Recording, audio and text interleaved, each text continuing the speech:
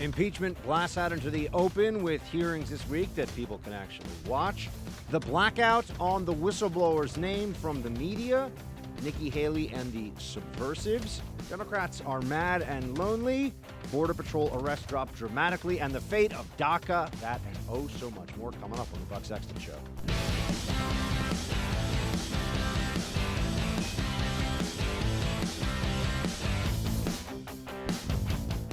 Welcome to the Buck Sexton Show, everybody. Happy Veterans Day. First and foremost, take a moment to thank the veterans in your life.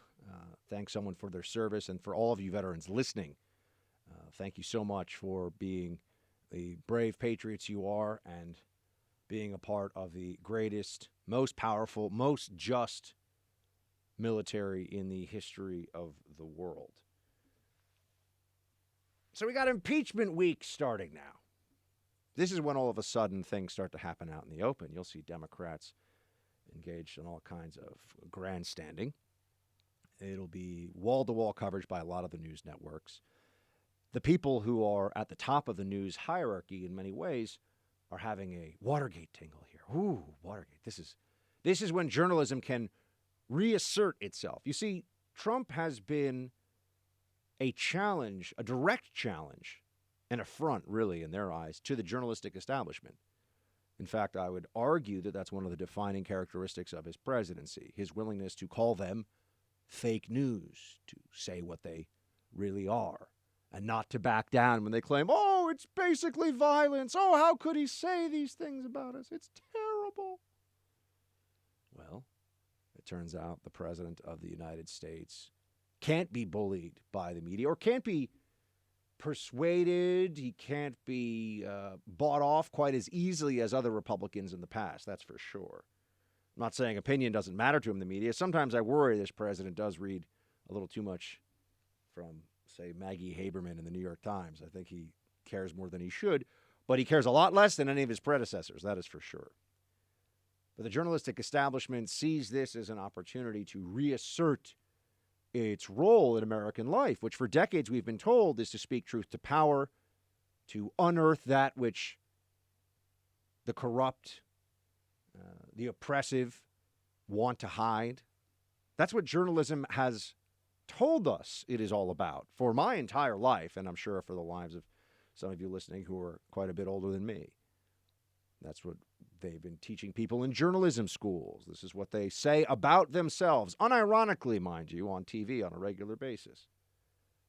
And now is their chance to get no small degree of revenge against this president who has challenged their sense of who they are, their professions, yes, but also their role in American society and their role in our day-to-day lives. Journalists are enraged at this president because he has pointed out that there is no special sect of our fellow Americans who are the honest, the just, the true journalists. They don't exist. There are partisans, there are activists, there are people who do everything that they can in order to push certain agendas. But if they can get rid of this president, like they got rid of Reagan, they got rid of Nixon. They wish they could have gotten rid of Reagan as they pushed Nixon out. Not that Nixon didn't give them plenty to work with. He certainly did.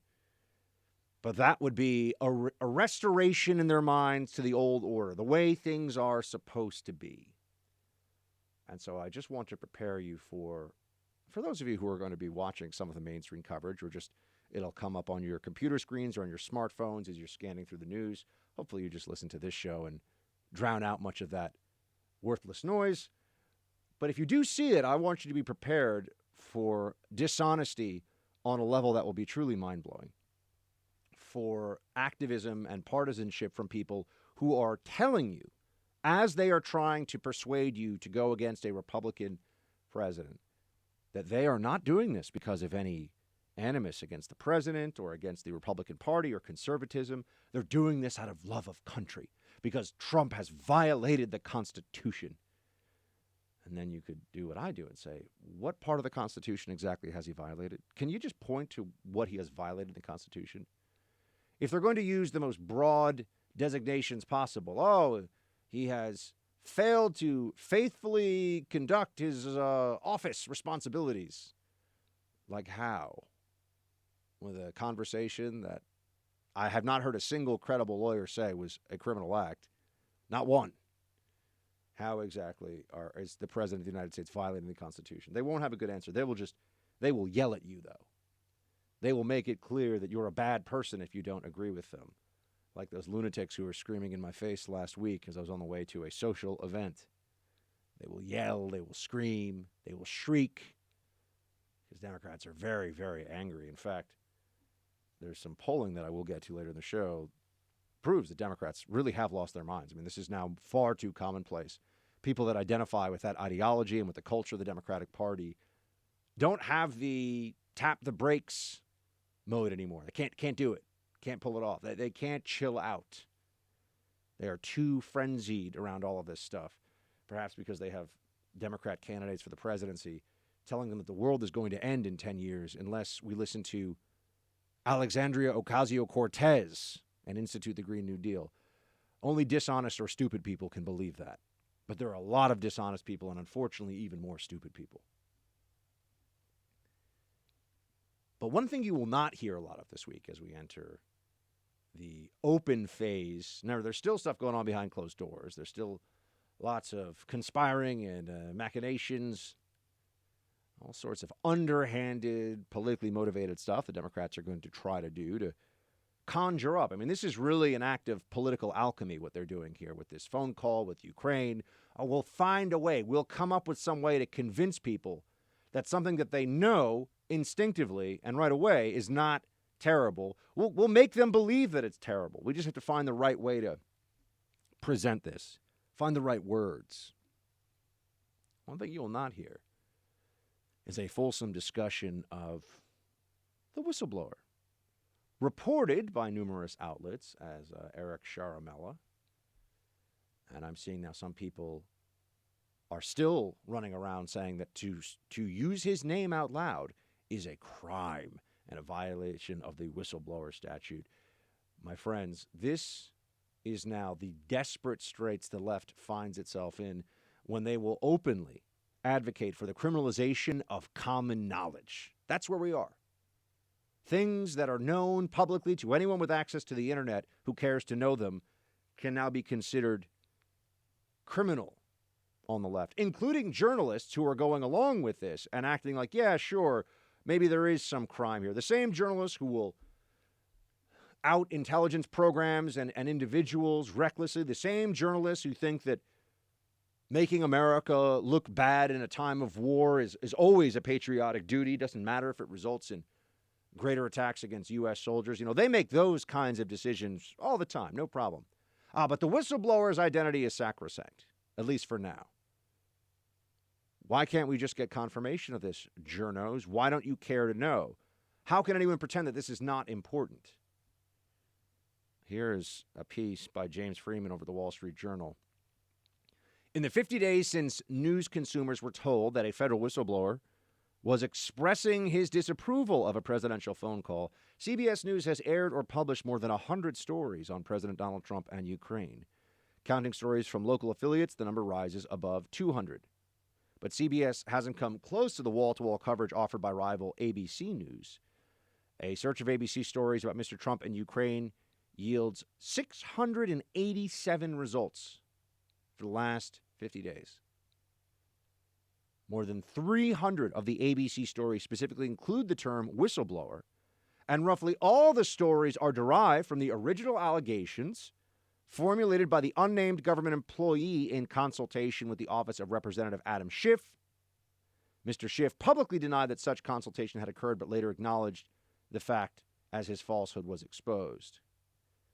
Usually news organizations like ABC and CBS at least pretend to spend their days trying to report previously non-public information.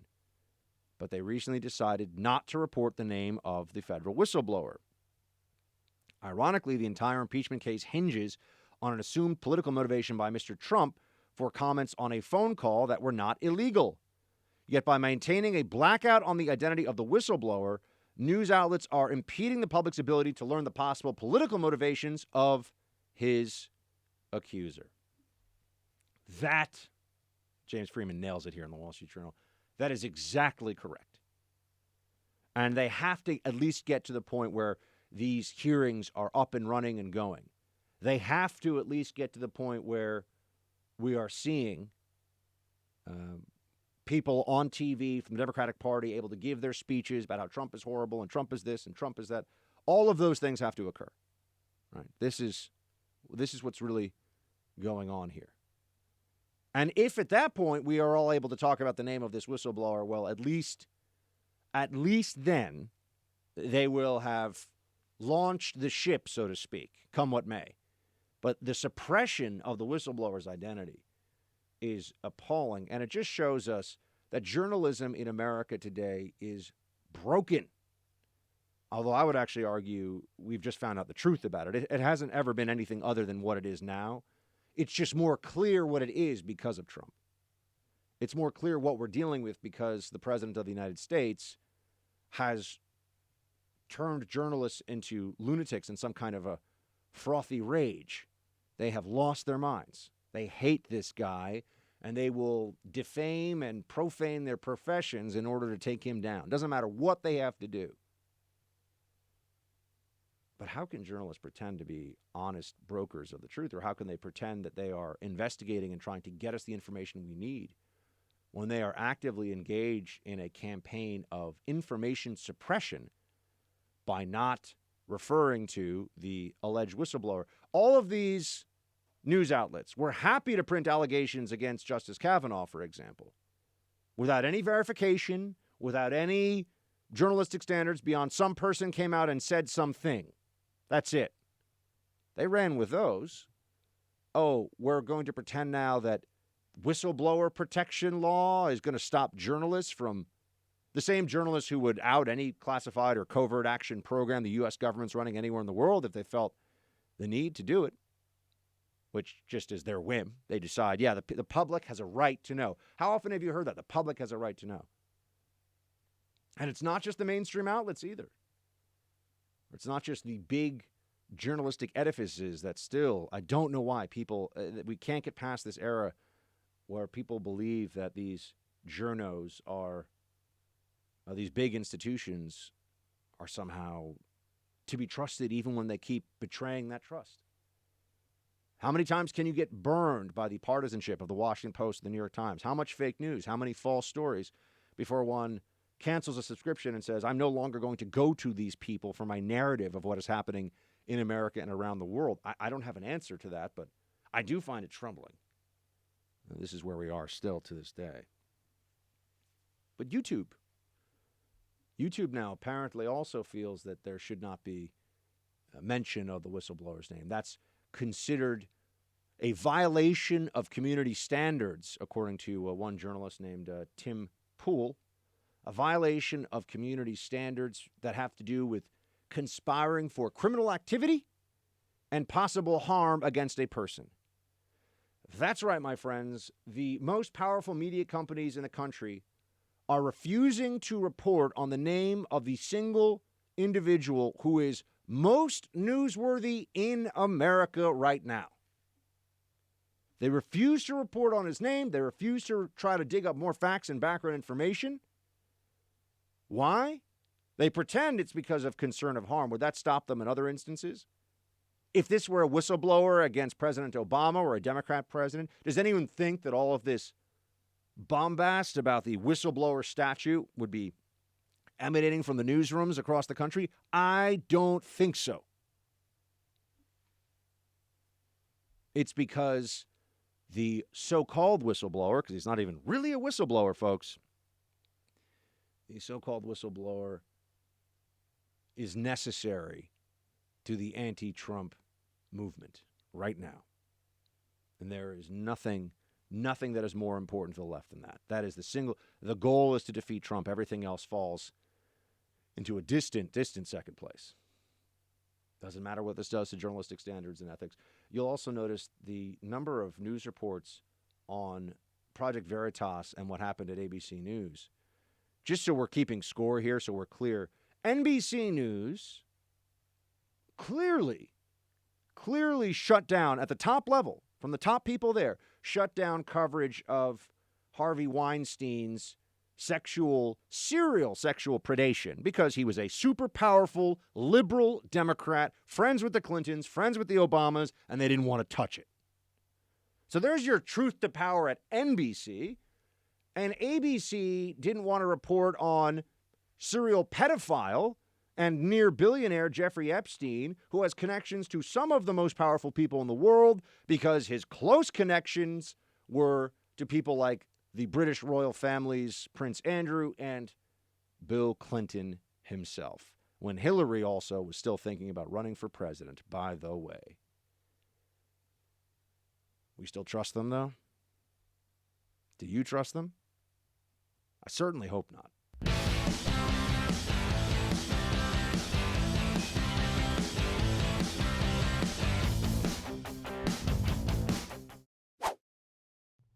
Special back channel communication to Russia.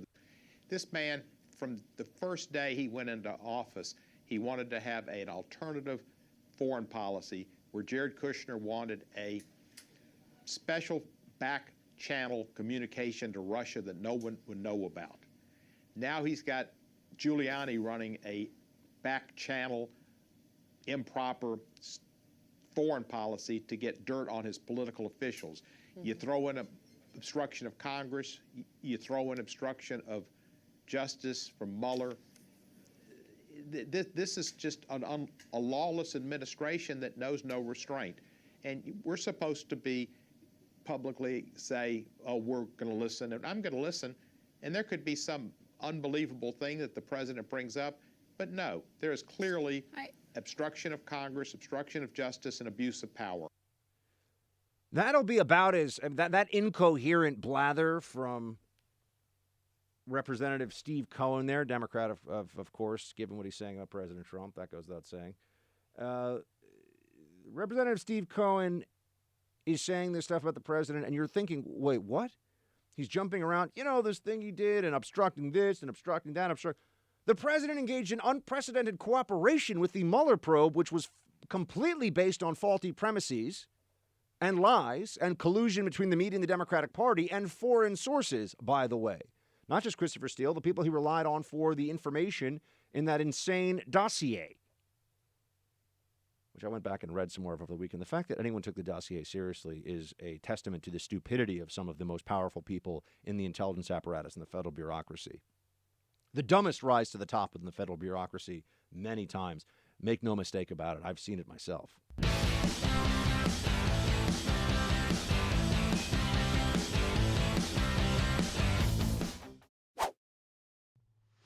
You have predicted, though, that the president is not going to last much longer, that he's going to resign or I think there's an overwhelming cascade of evidence. And so this week will be the starting of that waterfall. It's one thing when things are behind closed doors and you're doing an investigation. It's another thing when it's open theater and you can actually see the rank lawlessness of what's gone on and the lack of constitutionality in the process with the president. And I think it's not just the Ukrainian call. There will be other elements of this story that unfold where people will say, okay, wait a minute, there's a combination of incompetence, there's a combination of a destruction of the executive branch of the United States, in addition to the lawlessness and traitorous-like behavior. So traitorous-like behavior? Oh, there's no question. I mean, if you're strong word, Anthony. Well, what word would you use? You're on the phone with the president of the Ukraine and you're strong-arming him to have him go after your political opponent. Okay, that is, you're become a traitor to the Constitution and a traitor to the laws of the United States. Traitor. Just use the word a lot, Mooch. A traitor. Isn't that interesting? This from a man who, even at the time of Trump's greatest victory, which is the election. I mean, that was such a moment of shock for many people across the country. I know not that many of you listening to this, but at a time when a lot of people were trying to curry favor with the president, the degree of sycophancy from Scaramucci was a sight to behold, and I saw it myself. This was a guy who'd go on TV, the president's a super genius. He's a Christian billionaire, super genius, like Kanye says. The president, everything he does, he's playing 5D chess, 12D chess. The president understands the will of the American people. I mean, he would go. I remember this guy because I sat on some panels with him. I did some shows with this fellow, the Mooch. I was like, first of all, where did this guy come from? Why am I listening about anything? What does he know about any of this stuff? I mean, look, the president's biggest weakness, other than perhaps a bit of messaging and discipline sometimes, but is the people that he has put in positions of authority. Look at all these people who are turning on him. Tillerson and Kelly, and those are some of the better ones. You've got Mooch and Omarosa, and you got Cohen, and I mean, he's made a lot of bad choices in that regard. I don't know what else to say other than he should have picked different people for these roles. But the Mooch saying that he's a traitor, I mean, you're going to hear a lot of that now. Just use the words, bash him, go after this president with the most terrible allegations possible. That's going to be the choice. That's going to be the decision that they make. And then I also bring you Senator Chuck Schumer, though, who has to deal with the reality of what's going to happen in the Senate. You see, this is going to be the great moment for the Democrats right now, when they can say whatever they want to say on the floor of the House. They can push whatever stories they want to push. And they don't have to worry about the votes because they have the votes. The truth, however, is that there's something different going on in the Senate, where we fortunately have a Republican majority and would need 2/3. The founders knew what they were doing with this. Would need 2/3 in the Senate to vote for removal from office. And so, also because they don't have a majority, the Senate procedures will be set not by the Democrats, but by the Republicans. So all the stuff you're seeing right now with Schiff and the behind closed doors and the lack of honesty and truth and fairness going on back there, this is so classic. I mean, they're railroading Trump where they have the majority, and then in the Senate, where they know they're going to have to deal with a whole different situation, they're going to plead for how, oh, come on, this is the Senate. We need to be fair here, so give the Democrats some concessions. Don't just steamroll the Democrat argument here, the Democrat point of view. I mean, the argument is just get rid of Trump. There's really nothing beyond that. But don't steamroll us just because you have the majority. That's only something that happens in the House. Here's Senator Schumer, for example, trying to appear as though he's the reasonable man in this situation. Play 4. McConnell is the majority leader, so it's his prerogative to set up rules. In the past, there's always been consultation with the minority leader, and I hope he will consult with us and we can get some fair bipartisan rules like was done in the last impeachment situation with Bill Clinton. They initially came to an initial agreement that passed 100-0. They had some disputes later, and it passed in a more divided way. But I am ready to sit down with Leader McConnell and try to come up with fair rules. There's no reason why we shouldn't be able to do that. So the Democrats are in the minority there, but they want fair rules. Fair rules. Does anyone think that there are fair rules going on in the House? If you read, as I did over the weekend, some of the transcripts from these witnesses, that have testified behind closed doors to the Democrat Intelligence Committee run by Schiff, every time they ask a question about, hey, was there, did you collude, or did you have any conversations, or did you have any back and forth with this or that Democrat, asking the witnesses, or anytime they start to get closer to a question, all of a sudden it's blah, blah, blah, blah, blah, can't talk, no, don't answer. The Democrats just shout it down. They just shout it down. And there's no judge there, you see. So it's like, imagine a courtroom where there's no judge, and any time a witness that is presented by the prosecution is about to get questioned by the defense, the prosecutors go, nah, can't hear, and start yelling and screaming like a bunch of children. I'm not exaggerating. That's what they do in the House Intelligence Committee. That is what they are doing behind closed doors right now. They are saying, oh, sorry, can't talk, can't answer that question. Fair process, my foot. I was angry. I don't know why my foot was what came out of my mouth, but all right. But this reminds me very much of the quote from Frank Herbert's Children of Dune. Some of you will know what I'm talking about. When I am weaker than you, I ask for freedom because that is according to your principles. When I am stronger than you, I take away your freedom because that is according to my principles. Well, this is what the Democrats are doing. I tweeted this out last night. When Democrats don't have the votes, they ask for fairness because that is according to conservative principles.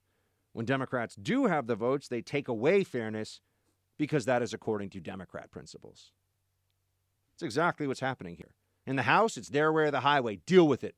Elections have consequences. In the Senate now, you're having Schumer in the vanguard here of the, whoa, hold on. Let's establish fair rules. Let's all agree. Let's all be civilized about this. Yeah, because Democrats don't have the majority and they don't have the votes. These people, these leftists couldn't be any more transparent, but unfortunately, they don't really care. We have reached such polarized times that there's very little that a Democrat politician can do now that would turn any of his or her supporters against him, as long as it was geared toward the destruction of President Trump, as long as that's the overall plan. I would say, Nikki Haley has a book coming out. And in her book, there are some things that are, I think, troubling to read. And by the way, I don't know Nikki Haley. I've actually never interviewed her. These days, there are fewer and fewer of those officials that I've never had a chance to talk to. But I've never interviewed Nikki Haley. I've heard that she's a straight shooter. I can't really speak to it beyond that. She has this book coming out. However, all these public officials writing books, I find it a little, not just repetitive and boring, because these books are almost always a waste of everyone's time. They're written for these officials. It strikes me as a waste of time for most people. But there are sometimes there'll be a couple of interesting things in it. And here you have, first of all, Nikki Haley during an interview in advance of the book coming out, saying that, look, there's nothing in the transcript. Well, let's hear it from her. Play clip 25. You're going to impeach a president for asking for a favor that didn't happen and giving money and it wasn't withheld? I don't know what you would impeach him on. I mean, look, Nora, impeachment is like the death penalty for a public official. When you look at the transcript, there's nothing in that transcript that warrants the death penalty for the president. And I think that, to be clear, it was not a complete transcript. There are still things that are missing from it. And in that, he does say, I would like you to do us a favor, though. the Ukrainians never did the investigation, and the president released the funds. I mean, when you look at those, there's just nothing impeachable there. And more than that, I think the biggest thing that bothers me is the American people should decide this. Why do we have a bunch of people in Congress making this decision? The transcript is incomplete. You'll hear this. This is another one of these things that journalists will say, and they think it's smart. They think that I'm really up on things. Perhaps they should read through the transcripts of the testimony behind closed doors, as I have, where you have these various witnesses, former ambassadors, NSC officials, et cetera, brought forward by Adam Schiff for the sole purpose of trying to trash President Trump. And when Vindman, right, who, the more we learn about him, the more clear it seems that he had at least a policy axe to grind against the Trump administration. But Vindman said, when asked directly, well, maybe they didn't, the company was named Burisma. They had that might have been left out of the transcript, that one word. But we all know what company he was talking about, so it doesn't really matter. Is the rest of the transcript accurate? He was asked this. The guy who was supposed to be bolstering this whistleblower's complaint because he also had concerns about it. He was asked, and guess what he said? Yeah, it was. It was accurate. Oh, okay. Well, look at that. So what's this? Oh, there's another transcript out there? There's something that's... See, they say this is a dodge. Because when you look at it and you say the transcript does not support impeachment, they go, well, but what about all this other stuff that also kind of happened that we don't like, and buzzword, and the transcript's not even a direct transcript. I mean, my friends, this is actually conspiracy level stuff now. They've asked the people that heard the phone call, is this transcript representative? Was there anything that you remember being said that was left off of the transcript that would alter the meaning? And the answer is no. The answer is no. There's nothing that was left off that would have, so why do we keep hearing? I keep hearing this from journalists. Oh, it's not an exact transcript. Oh, okay. This would be like saying, the defendant here signed a sworn confession, but there are at least 2 or 3 misspellings in this confession. So therefore, it is an inaccurate document, isn't it? Because there are misspellings, and misspellings are inaccurate. So now I can go around reporting on the inaccurate document that this individual signed for his confession, the inaccurate confession. That's how propaganda works, you see. Take out context, take out nuance, take out understanding that we all have of the world, the English language, what words mean, and then just say, oh, well, of course. The transcript is not verbatim. Maybe that's the other way. The transcript is not verbatim.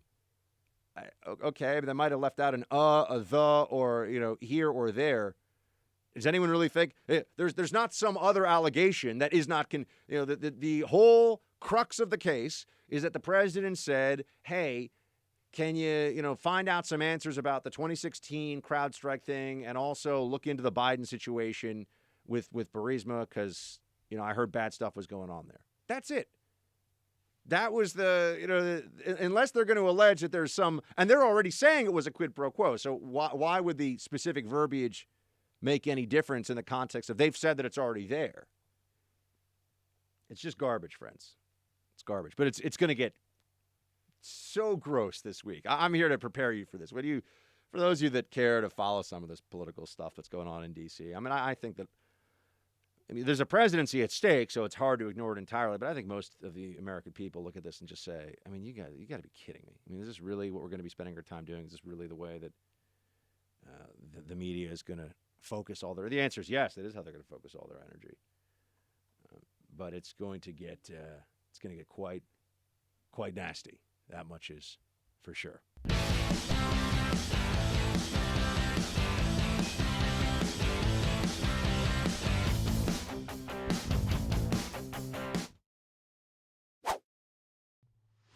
We're going to be told that the facts aren't the facts and that the president clearly violated the law. They won't tell us what the law is that has been violated.